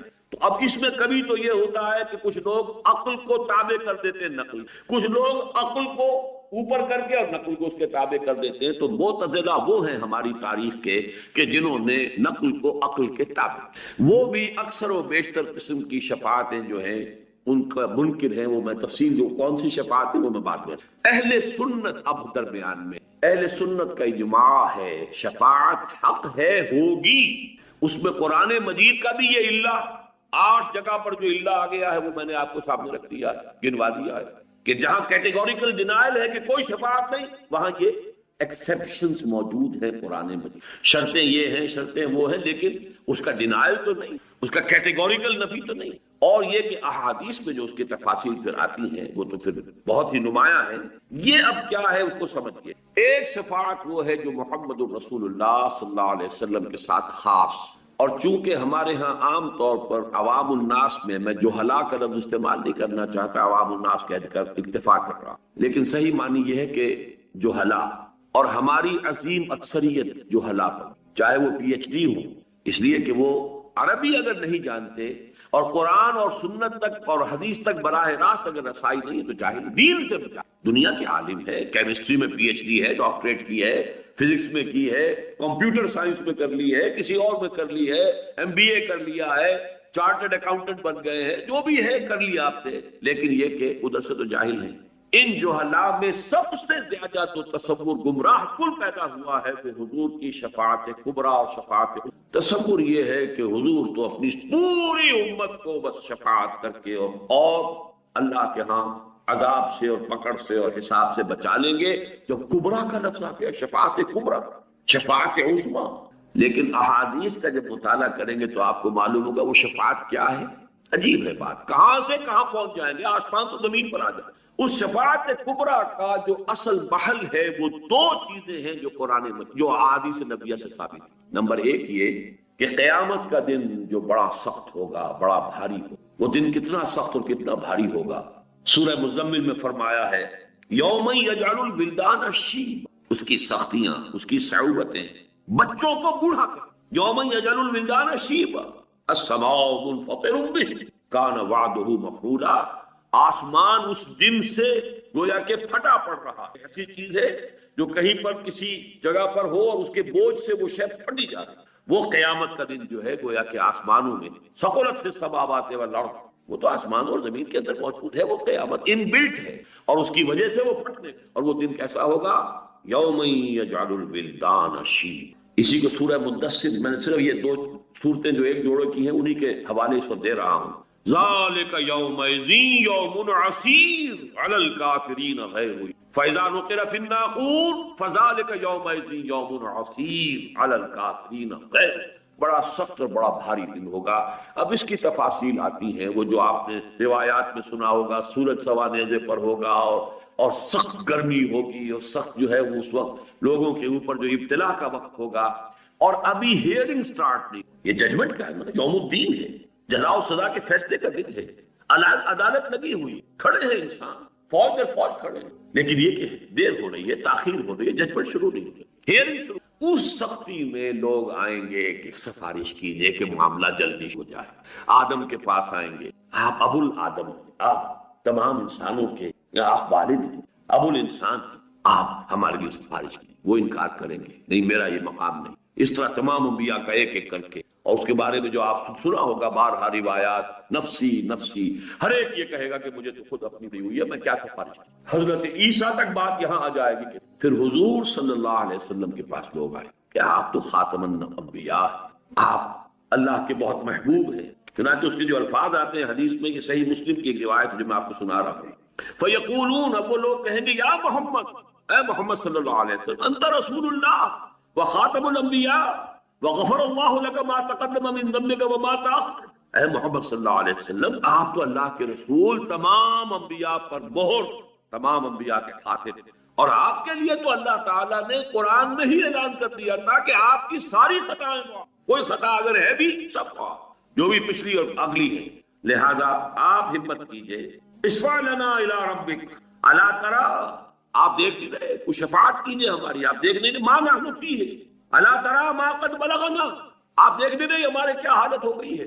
ہم کس حال میں ہیں، کس مصیبت میں ہیں، کس مشقت میں ہیں. فانطلقوا، تو حضور فرماتے پھر میں چلوں. فآتی تحت العرش، میں عرش خداوندی کے نیچے کھڑا ہو جاؤں. فاقع ساجدا لربی، پھر میں اپنے رب کے لیے سجدے میں گر جاؤں. یہاں بھی نوٹ کر لیجیے، وہ بات نہیں ہے کہ کوئی زور ہے، کوئی تحکم ہے، وہ جو آپ کے ہاں ہے مشہور، خدا جنو پکڑے چھڑا لے محمد، محمد پکڑے چھڑا کوئی نہیں سکتا. اب وہ جو تصورات، وہ بالکل کوئی اور تصویر ہے جو دلوں میں بیٹھی ہوئی، کوئی اور نقشہ ہے. حدیث میں شفاعت کا جہاں اس بات ہو رہا ہے وہاں سمجھیے کہ وہ کیا ہے، نقشہ کیا ہے. فانطلقوا، میں چلوں گا، آگے بڑھوں گا. فآتی تحت عرش خداوندی کے بالکل نیچے پہنچ جاؤں گا. فاقع ساجدا لربی، اور پھر میں اپنے رب کے لیے سجدے میں گر جاؤں گا. ثم يفتح الله علي ويلهمني من محامده وحسن الثناء عليه شيء لم يفتحه لأحد قبلي، اور اس وقت اللہ تعالیٰ مجھ پر کھولے گا اپنے حمد اور ثنا کے بعد ایسے امور کہ جو اس سے پہلے اس نے کسی پر نہیں کھولے. میں نے یہ 50s میں یہ روایت سنی تھی ایک مرتبہ، ذرا مختلف الفاظ میں مجھے یاد آ گئے. مولانا داؤد غزنوی رحمۃ اللہ علیہ، وہ ایک عجیب، یوں سمجھیے کہ ایک کمبینیشن عجیب تھا ان کی شخصیت میں. ایک طرف تو اہل حدیث، دوسری طرف صوفی. یہ دونوں چیزیں بڑی مشکل سے جمع ہوتی ہیں. اہل حدیث عام طور پر تصوف کے دشمن، لیکن یہ کہ ان کے ہاں میں نے دیکھا کہ یہ دونوں چیزیں جمع تھیں. تو انہوں نے ایک خطبہ جمعہ میں منگومری میں یہ واقعہ بیان کیا. تو آیا کہ اس روز میں اپنے رب کی وہ حمد کروں گا. وہ کوئی دوسری روایت ہے کہ قیامت کے دن لواء الحمد بیدی، اللہ کے حمد کا جھنڈا میرے ہاتھ میں، اور اس روز جو حمد میں اللہ کی بیان کروں گا وہ آج نہیں کر سکتا. یہ میں نے اپنے بعض دروس میں اس کی تفصیل بیان کی ہوئی ہے کہ حمد انسان کرتا ہے اپنی معرفت اور انڈرسٹینڈنگ کی مناسبت سے. آپ نے کسی شے میں کوئی حسن دیکھا، اس کے کچھ پہلو آپ پر نمایاں ہو گئے کہ اس میں یہ محاسن ہے، یہ خوبیاں ہیں، یہ اچھائیاں، یہ آپ کی انڈرسٹینڈنگ ہے، اپریسیشن ہے. جتنی اپریسیشن ہے اتنا ہی تو بیان کر سکیں گے. اس کے بعد پہلو ہے جو ابھی آپ کو پروازی نہیں ہوئے، آپ کے اندر اس کو اپریشیٹ کرنے کی صلاحیت ہی نہیں فرض کیجیے، تو اس کو کیسے بیان کریں. تو جہاں بھی آپ تعریف کریں گے، حمد کریں گے، مدح کریں گے، توصیف کریں گے، تحسین کریں گے، یہ لمیٹڈ ہوگی آپ کی اپنی قوت ادراک پر. آپ نے کتنا کچھ سمجھا، کتنا انکشاف آپ پر ہوا. اس لیے تو میں کہا کرتا ہوں کہ قرآن مجید کی عظمت کا جو انکشاف علامہ اقبال پر ہوا، میرا مطالعہ کہہ لیجئے بہت محدود ہے، لیکن بہرحال میرے علم کی حد تک کسی دوسرے انسان پر قرآن مجید کی عظمت کا وہ ادراک اور وہ انکشاف میں نے نہیں. بڑے سے بڑے عالم یہ انکشاف ہے، یہ اپریسیشن. ایک بہت بڑا فلسفی ہی اپریشیٹ کر سکے گا نا کہ قرآن کی اس آیت میں کس قدر بڑا فلسفہ ہے. آپ آدمی کو کیا پتا کیا اس میں لکھا ہوا ہے. وَلَا تَكُونُوا كَالَّذِينَ نَسُوا اللَّهَ فَأَنسَاهُمْ أَنفُسَهُمْ. وہ اقبال ہی نہیں سمجھا کہ اسی سے کہتا ہے کہ میرا پورا فلسفہ خود ہی جو ہے وہ اس ایک آیت سے مستنبط ہے. جس کو فلسفہ وجود کی کبھی ہوا بھی نہیں لگی، اسے پتہ ہی نہیں کہ وجود کا مسئلہ کیا ہے.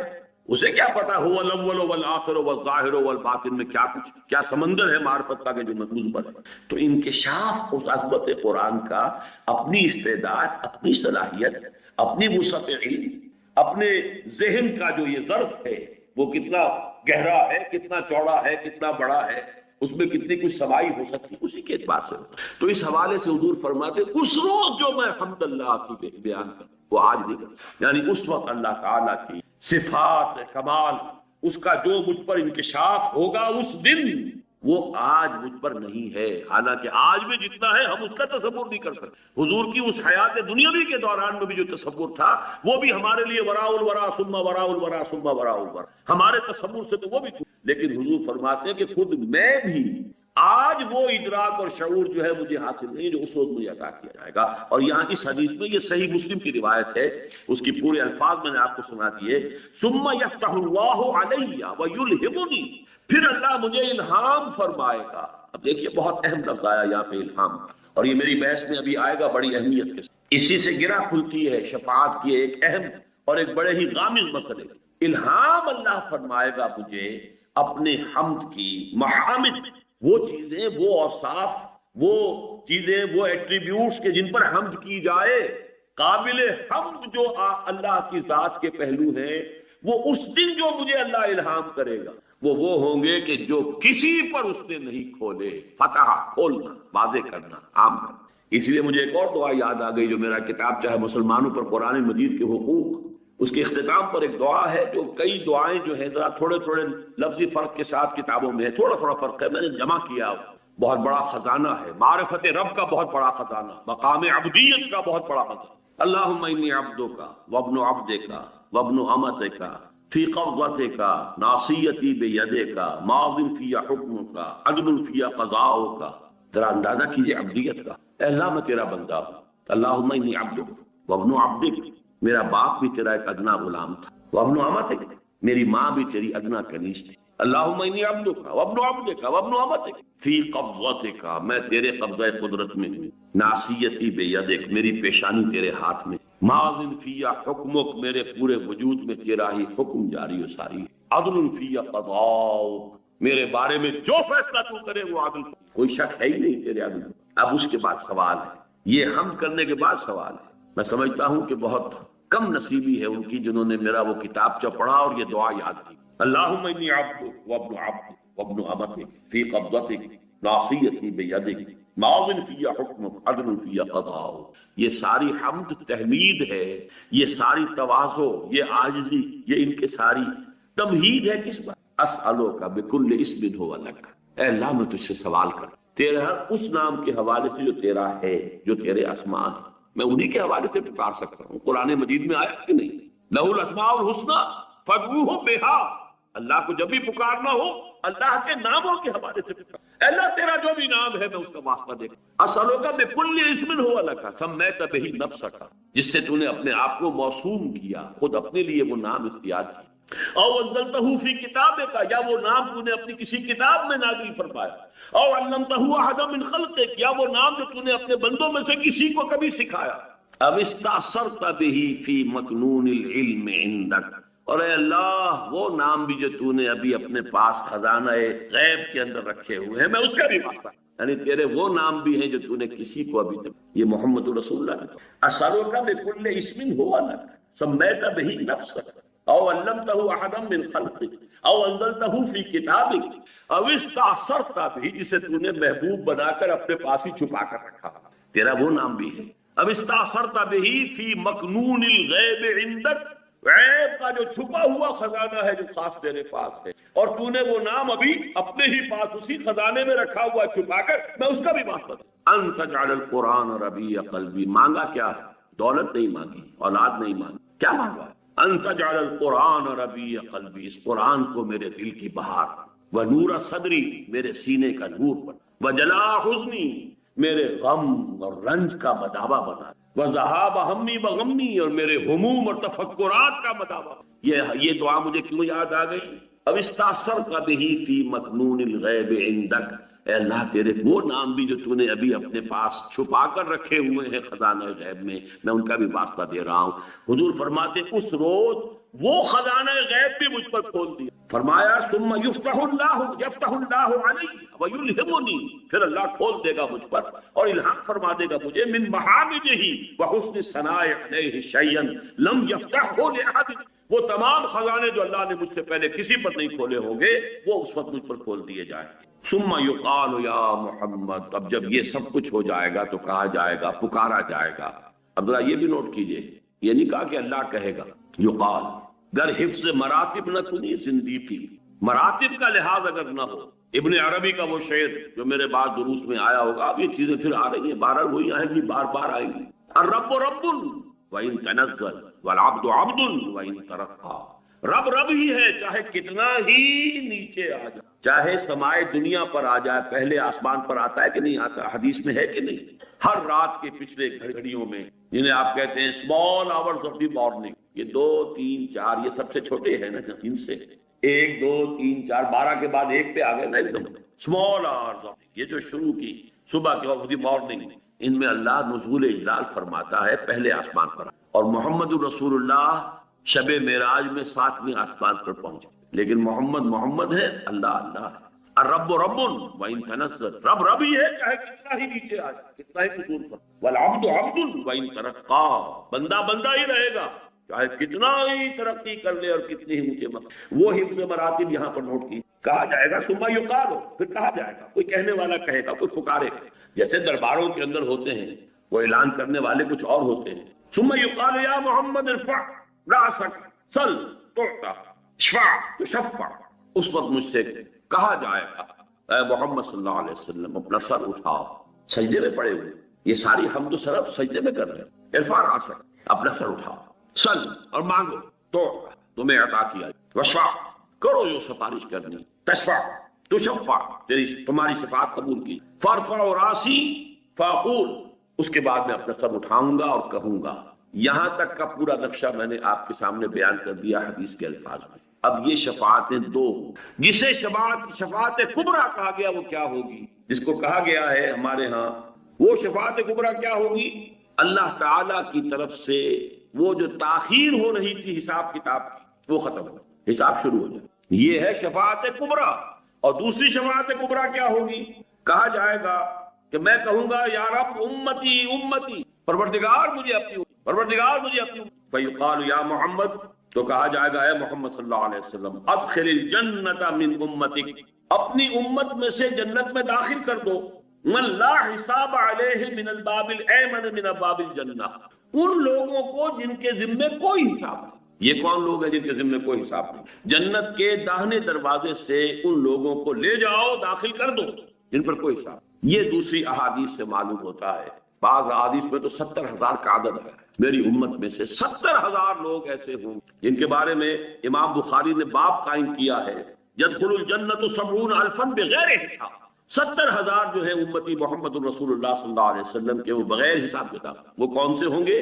وہ لوگ ہوں گے جس کے بارے میں فرمایا لا یکتبون ولا یسترقون ولا یتطیرون وعلی ربہم یتوکلون، وہ تیری امت کے لوگ اے محمد صلی اللہ علیہ وسلم جو خالص متوکل تھے اللہ، لہذا نہ تو وہ داغ لگواتے تھے، نہ وہ کوئی جھاڑ پھونک کرواتے تھے، نہ کوئی فال لیتے۔ یہ تین اوصاف جو لوگ اپنے معاملے کو کلیتاً اللہ کے پاس، اب جھاڑ پھونک ہو رہی ہے، ایک ہے دوا، علاج، ایک مناسب حد تک علاج کرنا سنت ہے، علاج کیجئے دوا کے ذریعے سے کیجئے۔ جیسا کہ میں نے عرض کیا، آپ سے آ کر کسی نے کہا کہ مجھے یہ تکلیف ہے، میں اللہ سے دعا کر رہا ہوں، آپ بھی دعا کیجئے، بالکل اس پہ کوئی حرج نہیں، قتل کی یہ شفاعت ہے اور یہ جائز ہے، ہونی چاہیے۔ اسی طرح کسی سے آپ نے کہا مجھے پانی پلا دو، یہ بالکل ٹھیک ہے۔ جو بھی ہمارے مادی قوانین ہیں، جو عالم مادی ہے، اس کے تحت کسی سے مدد مانگ لینا یہ قطع کوئی نہ کفر ہے نہ شرک ہے، لیکن کسی روح کو پکارنا، یا شیخ عبد القادر جیلانی میری یہ تکلیف رفع کر دے، یہ شرک ہے۔ کسی فرشتے کو پکارنا، یا جبرائیل میری اس وقت یہ مدد کر دے، یہ شرک ہے۔ محمد کو پکارنا، علی کو پکارنا، یا علی مدد، یہ کفر اور شرک ہے۔ اسی طریقے سے میں نے عرض کیا کہ یہ لوگ توکل کرنے والے وہ ہیں کہ جو یہ جھاڑ پھونک نہیں کراتے، کوئی فال وغیرہ نہیں لیتے، یہ بدشگونی ہو گئی، یہ بدفالی ہے، یہ فلاں ہے، یہ چیزیں ہیں، ان تمام چیزوں سے ماورا ہو کر وہ صرف اللہ پر توکل، جو اللہ چاہے گا وہ ہوگا اور جو اللہ نہیں چاہے گا وہ نہیں ہوگا۔ ما شاء اللہ کان وما لم یشاء لم یکن، کسی جادوگر کا جادو مجھ پر اثر نہیں کر سکتا اگر اللہ نہ چاہے۔ یہ دوسری بات ہے کہ اگر اللہ ہی نے اپنے کلام میں نازل کر دی ہے معوذتین اور اس کو آپ ذریعہ بنائیں، یہ بالکل اللہ بات ہے، لیکن کسی کا بھی یہ تصور کر لینا کہ وہ از خود مجھے کوئی نقصان پہنچانے پر قادر ہے، یہی تو شرک اور کفر، لا حول ولا قوت الا، لہذا یہ 70,000 جو ہوں گے یہ تعداد اس حدیث میں نہیں ہے اور نہ یہ وضاحت ہے، لیکن یہ کہ حدیث کو بھی جیسے قرآن مجید میں ہم ایک آیت کو دوسری آیت کے ساتھ جوڑ کر اس کا نتیجہ نکالتے ہیں۔ شفاعت کبریٰ محمد الرسول اللہ صلی اللہ علیہ وسلم کی، جس کا کہ عوام میں نہ معلوم کیا تصور ہو گیا ہے، از روح احادیث صحیحہ صرف یہ دو شفاعتیں ہیں جو محمد کو حاصل ہیں صلی اللہ علیہ وسلم، جو خاص ہیں آپ کے ساتھ، اور وہ یہ ہیں کہ جب قیامت میں دیر ہو رہی ہوگی، ہیئرنگ میں سماعت شروع نہیں ہو رہی اور سختیوں میں ہوں گے اور شدائد میں ہوں گے، اس وقت آپ کی شفاعت سے حساب کتاب شروع۔ اور نمبر 2، آپ کو کہہ دیا جائے گا اپنی امت کے ان لوگوں کو لے کر فوراً ان لوگوں کو داخل کر دیجئے، ابھی یہ جو حساب کتاب ہونا ہے یہ بھی نہیں ہو، یہ سختی بھی ان کے لیے نہیں، آپ کی امت کے وہ لوگ کہ جو جن پر کوئی حساب نہیں ہے، اور یہ وہ لوگ ہیں کہ جو نہ کئی داغ لگواتے تھے، یہ بھی پرانے زمانے میں داغ لگا دینا، نشان لگا دینا، اس میں یہ کہ کچھ وہ معبودوں کا حوالہ بھی ہوتا تھا، کچھ اس سے وہ جو ہے قبائل کی شناخت بھی ہوتی تھی، مختلف تھا، اس سے بھی روکا۔ اور جھاڑ پھونک، اب جھاڑ پھونک کے اندر نوٹ کر لیجیے، جو چیز محمد رسول اللہ سے ثابت ہوگی وہ تو ہم کریں گے، لیکن اس سے آگے پھر جو عملیات ہمارے ہاں مشہور ہو گئی ہیں، فلاں عملیات، یہ تمام چیزیں جو ہے وہ اسی کھاتے میں آ جائیں۔ وہ متوکلون جن کے بارے میں فرمایا گیا ہے کہ وہ جائیں گے جنت کے اندر بغیر حساب، ان کے تین ہیں، لا یکتبون ولا یسترقون ولا یتطیرون وعلی ربہم یتوکلون، اور وہ صرف اپنے رب پر توکل کریں گے، اپنے معاملے کو فوض امری اللہ ان اللہ بصیر بالعباد، اللہ کے حوالے کر دیں گے کہ اللہ تعالی ہی میرے تمام حالات کو جانتا ہے، دیکھ رہا ہے۔ سپرتم بتو مایا خیشرا، تو دانی حسابے کرو۔ تو دو چیزیں ہوئی کہ جو حضور صلی اللہ علیہ وسلم کے ساتھ خاص، اور یہ وہ ہے جن کے معتزلہ بھی قائل ہیں۔ میں نے بتایا تھا کہ شفاعت بالکل منکر خوارج، معتزلہ ان دو کے وہ بھی قائل ہے، اہل سنت تو قائل ہیں ہی۔ تیسری شفاعت وہ ہے کہ جس کے معتزلہ سرے سے منکر ہے اور خوارج تو ہے ہی، لیکن اہل سنت کے نزدیک وہ ثابت۔ وہ سفارش کس کی ہے؟ اولیاء اللہ کی، اور اولیاء اللہ میں ٹاپ پر کون ہے؟ اللہ کے رسول، پھر کون ہے؟ اللہ کے نبی، پھر کون ہے؟ صدیقین، شہداء، صالحین، صلحاء، اتقیاء، یہ سب صالحین مومنین، تمام اہل ایمان، یہ بھی سفارش کرتے۔ یہ سفارش کون سی؟ اس سفارش کے لیے میں نے پہلے جو مثال دی کہ جیسے آپ کہتے ہیں اللہ مجھے معاف فرما دے، کوئی اور بھی شامل کر دے اپنی بات، اللہ اس کو معاف فرما دے، بغیر اس کے کہ یہ تصور ہو کہ اللہ پر کسی کا زور ہے، بغیر اس کے کہ کوئی تصور ہو کہ اللہ کسی کی بات ماننے پر مجبور ہے، بغیر اس کے کہ کوئی یہ تصور ہو کہ یہ اللہ کا نائب ہے اس لیے مختار ہے، اختیار رکھتا ہے، بغیر اس کے کہ یہ تصور ہو کہ یہ اللہ کا ولی ہے، لاڈلا ہے، اور اللہ اس کی بات جو ہے وہ ہرگز نہیں ٹالے گا۔ نہیں، وَقُلِ الْحَمْدُ لِلَّهِ الَّذِي لَمْ يَتَّخِذْ وَلَدًا وَلَمْ يَكُنْ لَهُ شَرِيكٌ فِي الْمُلْكِ وَلَمْ يَكُنْ لَهُ وَلِيٌّ مِّنَ الذُّلِّ وَكَبِّرْهُ تَكْبِيرًا، اس کی تکبیر کرو، اسے بڑا کرو، ان تمام چھوٹائیوں سے اسے بلند رکھو اپنے ذہن کے۔ یہ تمام چیزیں جو ہے یہ تمہاری ذات کے ساتھ ہے کہ تم اپنی کسی دوست کی بات ماننے پر مجبور ہوتے، اللہ کسی کی بات ماننے پہ مجبور نہیں، معاذ اللہ۔ یہ شفاعت جو ہے اس کے بارے میں اب صرف دو باتیں مجھے عرض کرنی ہے مزید۔ پہلی تو یہ کہ یہ شفاعت کفار کے لیے نہیں ہے، انبیاء کو بھی اجازت نہیں کہ کافروں کے لیے شفاعت کریں۔ قرآن مجید میں صراحت سے مذکور ہے، حضرت ابراہیم کو اپنے باپ کے لیے بھی اجازت، احادیث میں موجود ہے کہ حضور فرماتے ہیں میں نے اپنی والدہ کے لیے استغفار مغفرت کی اجازت چاہیے، اللہ اجازت دے کہ میں اپنی والدہ کے لیے استغفار کر سکوں، اجازت نہیں ملی مجھے، پھر میں نے اجازت طلب کی کہ میں ان کی قبر کی زیارت کر سکوں، اس کی اجازت نہیں۔ احادیث صریحہ جن کی جان کفر میں گئی ہے، جو کسی شرک میں مبتلا، ان کے لیے شفاعت کوئی نہیں، نفی اس کو ذہن میں رکھیے مطلقاً، احادیث میں بعد میں آپ کو سناؤں۔ نمبر دو، منافقین کے لیے بھی شفاعت ہے۔ منافقین تو کفار سے بڑھ کر ہے، قرآن مجید ان المنافقین فی الدرک الاسفل من النار، وہ تو آگ کے سب سے نچلے درجے میں۔ قرآن مجید میں دو آیتیں تو بہت ہی کلیئر ہے، اکثر جو حضرات میرے دروس میں شرکت کرتے ہیں انہیں یاد ہوگی، ازبر ہوں۔ سورہ منافقون میں کیا فرمایا؟ سواء علیہم استغفرت لهم ام لم تستغفر لهم لن یغفر لهم۔ اے نبی ان کے حق میں بالکل برابر ہے، چاہے آپ استغفار کریں ان کے لیے چاہے نہ کریں، اللہ ہرگز ان کو معاف نہیں۔ اور اس سے بھی زیادہ سخت، استغفر لهم او لا تستغفر ان تستغفر لهم 70 مرة لن یغفر لهم۔ اے نبی آپ ان کے لیے استغفار کریں یا نہ کریں، آپ 70 مرتبہ استغفار کریں گے کبھی ہم نہیں، اللہ ان کو معاف نہیں۔ بتائیے اس سے زیادہ کیٹیگوریکل کوئی آیت چاہیے آپ؟ اور اس میں مزید اضافہ کر دیا حضور نے، اس کیٹیگوریکل ڈینائل کے اندر اضافہ کر دیا۔ اگر مجھے یہ معلوم ہوتا کہ 70 مرتبہ سے زیادہ استغفار کرنے پر، زیادہ مرتبہ استغفار کرنے پر میری سنوائی ہو جائے گی تو میں زیادہ کرتا، یعنی 70 کو یہ نہ سمجھو کہ 70 مراد ہے، ہو ہی نہیں سکتا۔ اگر مجرد 70 کی بات ہوتی تو میں 71 مرتبہ کرتا، میں 100 مرتبہ کرتا، میں 700 مرتبہ کرتا، کہ نہیں، مراد اس سے کیا ہے؟ استغفر لهم او لا تستغفر ان تستغفر لهم 70 مرة فلن یغفر اللہ۔ اب 3 حدیثیں سن لیجئے جس سے وہ معلوم ہو جائے گا کہ کن کے لیے یہ شفاعت ہے۔ پہلی حدیث بخاری کی ہے، حضرت ابو ہریرہ سے رضی اللہ تعالی عنہ، اسعد الناس، حضور فرماتے ہیں اسعد الناس بشفاعتی یوم القیامہ من قال لا الہ الا اللہ خالصا من قلبہ، سب سے زیادہ خوش بخت میری شفاعت کے معاملے میں قیامت کے دن وہ ہوگا جس نے لا الہ الا اللہ کہا ہوگا خلوص سے قلب۔ من قال لا الہ الا اللہ نہیں ہے صرف شرط، خلوص سے، غیر مشروط نہیں ہے۔ اب خلوص سے قلب کے ساتھ لا الہ الا اللہ کہنے کے مظاہر کیا ہوں گے، تقاضے کیا ہوں گے، اس کا ثبوت کیا ہوگا، اس کا عمل کیا ہوگا، اس کے شواہد کیا ہوں گے، میں اس کی تفصیل میں نہیں جا سکتا، اس وقت صرف آپ کو بتانا یہ مقصود ہے کہ ہے، لیکن ہے۔ اسی طرح بڑی پیاری حدیث ہے یہ مسلم شریف کی روایت ہے حضرت ابو ہریرہ صحیح رضی اللہ تعالی عنہ، لکل نبی دعوت مستجابۃ، ہر نبی کے لیے اللہ نے ایک دعا ایسی رکھی کہ جو لازماً قبول ہو، اللہ تعالیٰ کی طرف سے خاص گرانٹ ہے ہر نبی کے لیے ایک دعا تو جو مانگو، فتعجل کل نبی دعوتہ، تو ہر نبی نے اپنی دعوت کو، اپنی دعا کو جو حق دیا گیا تھا یہ اسپیشل دعا کا، وہ استعمال کر لیا جلدی سے، یعنی اس دنیا میں استعمال کر لیا تو جلدی ہو گئی، دنیا عاجلہ ہے، کوئی نہ کوئی دعا اپنی ایسی کر لی جس سے وہ حق استعمال۔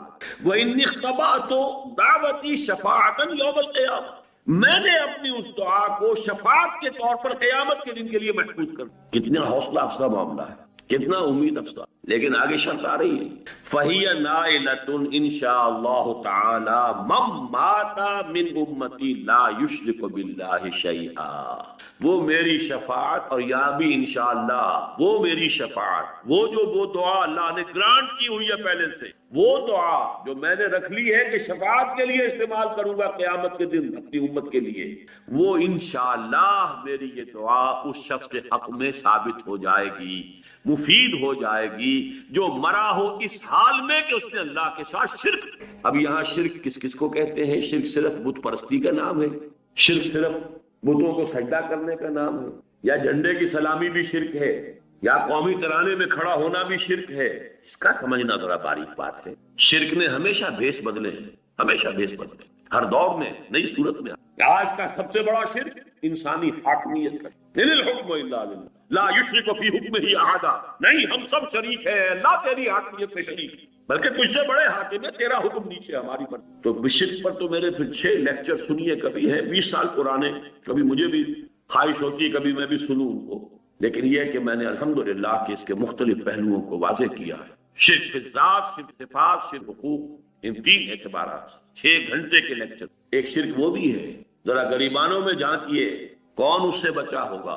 تعس عبد الدینار و عبد الدرہم، ہلاک ہو جائے درہم و دینار کا، اس کا معبود دولت ہے، حلال اور حرام کی تمیز نہیں ہے، دولت ہے۔ کون ہے معبود؟ دولت۔ عبد الدینار ہے، یہ نام ان کا عبد الرحمن ہے، حقیقت میں عبد الدینار، جسے دینار کے لیے، دینار سے اتنی محبت ہے کہ نہ حلال کا خیال ہے نہ حرام سے اجتناب۔ بہرحال شرط مشروط ہے، اس کے سوا وہ شفاعت کام نہیں آئے گا، چاہے وہ انبیاء ہو، رسول ہو، کوئی بھی، صلحاء ہو، اتقیاء ہو۔ تیسری حدیث یہ سنن کی ہے، یہ صحیحین میں نہیں ہے، اور یہ حضرت عوف ابن مالک سے ہے رضی اللہ تعالی عنہ۔ اتانی آتم من ربی، حضور فرما رہے ہیں، یہ آپ اپنا کوئی تجربہ، کوئی روحانی تجربہ بیان فرما رہے ہیں، کوئی عالم غیب سے جو آپ کے معاملات ہوتے تھے۔ میرے پاس آیا ایک آنے والا میرے رب کی جانب سے، ایک آنے والا میرے پاس آیا، اللہ کا کوئی فرشتہ، اتانی آتم من ربی فخیرنی، اور اس نے مجھے ایک اختیار دیا، ان یدخل نصف امتی الجنت۔ 2 باتیں ہیں اے محمد، اللہ کی طرف سے آپ کو یہ اختیار دیا جا رہا ہے، اور یہ پیغام میں پہنچا رہا ہوں آپ کو اختیار، یا تو آپ اپنی آدھی امت کے جنت میں داخل ہونے کی ضمانت لیں، ان یدخل نصف امتی الجنت، اور دوسرا آپشن کیا ہے؟ وبین الشفاعت، اور یہ کہ دوسرا یہ ہے کہ شفاعت کریں قیامت کے دن۔ یہی پر آپ کہتے ہیں تو ہاف گرانٹیڈ، آدھی امت آپ کی جو ہے اس کی مغفرت جو ہے وہ ہم کر دیں، اور ایک یہ ہے کہ آپ قیامت کے دن کے لیے اپنی شفاعت کو محفوظ رکھیں۔ فاخترت الشفاعت، میں نے شفاعت کو قبول اختیار کیا، میں نے یہ آپشن قبول۔ وہیا، لیکن یہ نوٹ کر لو، وہیا، اور یہ شفاعت اب ہے کس کے لیے، کس کے حق میں مفید؟ لمن مات ولم یشرک باللہ شیئا، اس شخص کے لیے کہ جس کی موت واقع ہوئی ہو اور اس نے اللہ کے ساتھ شرک نہ۔ اب آخری نقطہ نوٹ کیجئے کہ قیامت کے دن جب یہ شفاعت ہوگی تو اس کا نقشہ کیا ہوگا اور کیوں ہوگی؟ پہلی بات تو یہ سمجھنی چاہیے۔ دیکھیے اس شفاعت کا صرف ایک فائدہ ہے اور نقصان، اور ایک ہی مقصد، اللہ اپنے بندوں کے قدر افزائی کے، جب تمام نوع انسانی جمع ہوگی سب کے سامنے آ جائے، ہو اللہ اپنے بندوں میں سے اولیاء، صلحاء، اتقیاء، انبیاء، رسل، ان کی کیا قدر و منزلت ہے، اس کے ظہور کا ایک ذریعہ اس شفاعت کو۔ لیکن شفاعت ہوگی اس کس کی؟ کون کرے گا؟ جسے اجازت ملے۔ کس کے لیے؟ جس کے لیے اجازت ہو۔ اب آپ ذرا نوٹ کیجئے کہ اگر تو یہ ہو کھلم کھلا، اگر ہم جو بھی ہمارا تصور ہے مادی طور پر عدالت لگی ہوئی ہے، وہ جو کبھی میر خسرو نے کہا تھا کہ خدا خود میر محفل بود اندر لامکا خسرو، محمد شمع محفل بود شب جائے کہ من بودم، کوئی لامکاں کی محفل ایسی ہے، سمجھ لیجئے صدر جو ہے میر محفل اللہ تعالیٰ ہے، عدالت لگی ہوئی، لامکاں ہے، وہ کسی سپیس ٹائم اینڈ سپیس میں نہیں ہے بڑا بیونڈ ٹائم اینڈ، خدا خود میر محفل بود اندر لامکاں، محمد شمع محفل بود۔ اب اس کا تصور کی، خدا میر محفل ہے، عدالت لگی ہوئی ہے، مقدمات چل رہے ہیں۔ اگر اب آپ کہیں کہ کسی کے بارے میں ہاں اے محمد آپ کر سکتے ہیں، اس کے بارے میں شفاعت آپ کر سکتے ہیں، تو وہ مقصد تو فوت ہو گیا، پھر ان کی قدر افزائی کیا ہوئی؟ تو معلوم ہوا کہ سب کچھ اللہ کی اجازت سے کیا ہے، جس کے لیے اللہ کی پہلے سے مرضی ہے اس کے لیے کہا گیا ہے، لہذا یہ سب کچھ اس طور سے نہیں ہو